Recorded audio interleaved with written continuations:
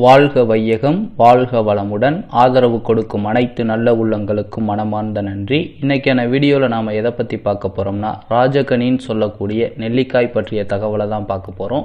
இந்த நெல்லிக்காய் பற்றிய தகவலை சித்தர் தேரையர் தனது பாட்டில் கூறியிருக்காரு. அந்த பாட்டையும் அந்த பாட்டோட அர்த்தத்தையும் நாம் இன்னைக்கு தெரிஞ்சுக்க இருக்கோம். அதோடு இந்த நெல்லிக்காயை நாம் தினமும் உணவோடு எடுத்துக்கிறதுனால நமக்கு கிடைக்கக்கூடிய நன்மைகள் என்ன அப்படின்ற தகவலையும் சேர்த்து பார்க்க இருக்கோம். நெல்லிக்காவின் தாவர பெயர் பிளந்தூஸ் எம்லிசா, இந்தியன் கோஸ்பெரி, ஆம்லா ஆகிய பெயர்களிலும் அழைப்பதுண்டு.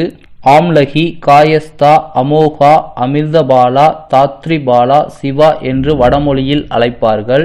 இந்த நெல்லியின் பயன் பற்றி தேரையர் என்னும் சித்தர் எழுதிய பாடலை ஃபர்ஸ்ட் நம்ம பார்த்தலாம். மூப்புல காயந்தணிந்து மோகம் பிறக்குமில மாப்பிளை போலே அழகு வாய்க்குமே செப்புருவங் கோமய முருங்கரியை கொல்லவி ரெண்டும் பங்கா யாமலக முன்னமுறையாள். இந்த பாடல் தேரன் வெண்பாவில் தேரையர் என்னும் சித்தரால் எழுதப்பட்டது. இதோட அர்த்தம் என்னன்னு பார்த்தோம்னா, மானுடருக்கு வயது முதிர்வு என்பது இயற்கை என்ற போதிலும் அதை தடுத்து தாமதப்படுத்தும் வல்லமை நெல்லிக்காய்க்கு உண்டு.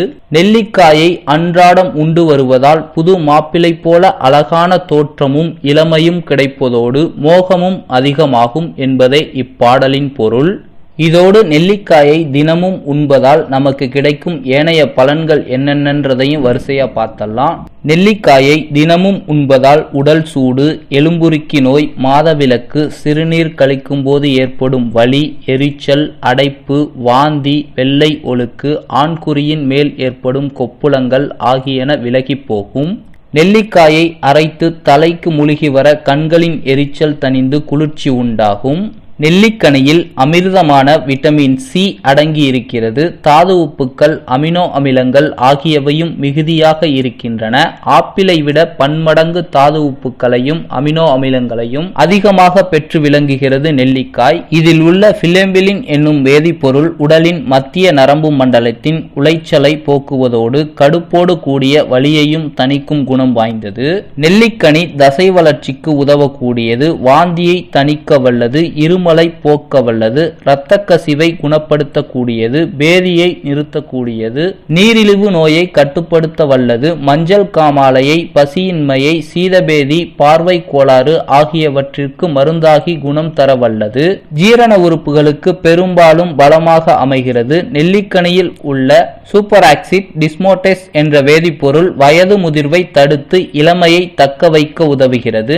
இந்த நெல்லிக்காயை பயன்படுத்தும் விதம் பற்றிய இந்திய மருத்துவம் கூறும் வழிமுறைகளையும் நாம பார்த்தலாம். நெல்லி மர வேரை உலர்த்தி இடித்து சூரணித்து அதனோடு மேல்தோல் நீக்கிய எல்லையும் சேர்த்து சாப்பிட மூளை நரம்புகளுக்கு பலம் ஏற்பட்டு ஞாபக சக்தியை மேம்படுத்தும்.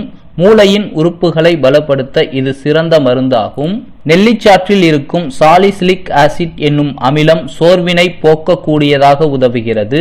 நெல்லிக்கனியும் அதன் சாறும் இரத்தத்தில் சேரும் கொழுப்பு சத்தையும் கெட்ட கொழுப்பு சத்தையும் குறைக்க வல்லது. இதனால் இரத்த நாளங்களில் ஏற்படும் அடைப்பு தடுக்கப்பட்டு இதயம் சீராக இயங்க உதவுகிறது.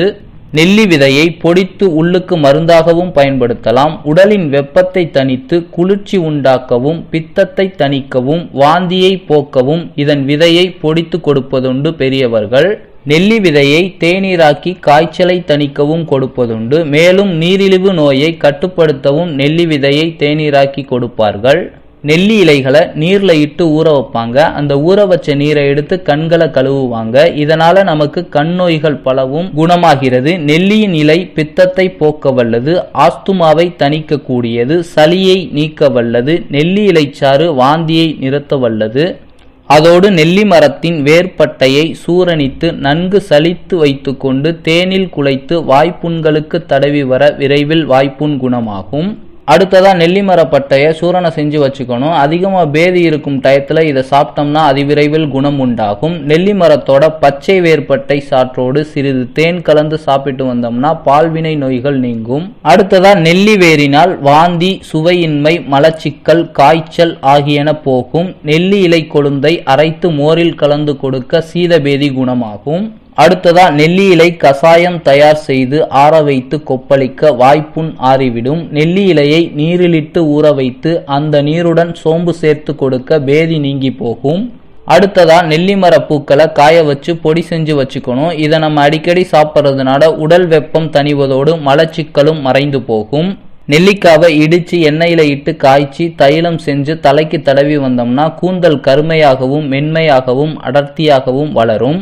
நெல்லிக்காயை ஊறுகாயிட்டு சாப்பிட மூக்கில் நீர் வடிதல், மூக்கடைப்பு, தலைச்சுற்றல், வாயில் நீர் அதிகம் சுரத்தல், மலச்சிக்கல் ஆகியன நீங்கும். நெல்லிக்காவை வற்றல் செஞ்சு சாப்பிட்டு வரும்போது தீநீர், உடல் உஷ்ணம், பித்த மயக்கம், குமட்டல், பசியின்மை முதலிய நோய்களை குணப்படுத்தும். பச்சை நெல்லியை அரைத்து தொப்புளின் கீழ் பூசி வர நீர்க்கட்டு உடையும், சிறுநீர் தாராளமாக இறங்கும். நெல்லிச்சாற்றோடு திராட்சை சாறு, தேன் கலந்து பருகுவதால் காய்ச்சல், பேதி, நாவறட்சி ஆகியவை குணமாகும்.